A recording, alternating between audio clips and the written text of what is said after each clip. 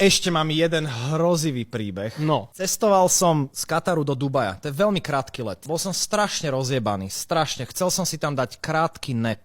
A dieťa, čo sedelo za mnou, malo taký ten displej na mojom sedadle. Chápeš, že môžeš tam ťukať. Ale ťukalo pomerne agresívne. Na akú hru tam hralo, alebo čo. Ja som tým pádom ani na sekundu nespal, nezažmúril som oko, len som celý čas, ako som sedel, tak toto urobilo. Tak to triaslo to priebané, skurvené decko, tučné, vyjebaný brav.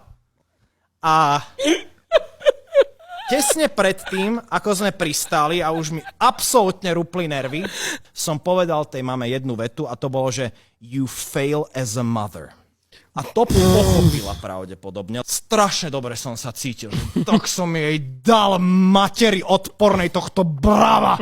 A následne, keď som si už bral z tej odkláčky môj ruksak, tak som sa tak lepšie pozrel a to dieťa malo Downov syndrom.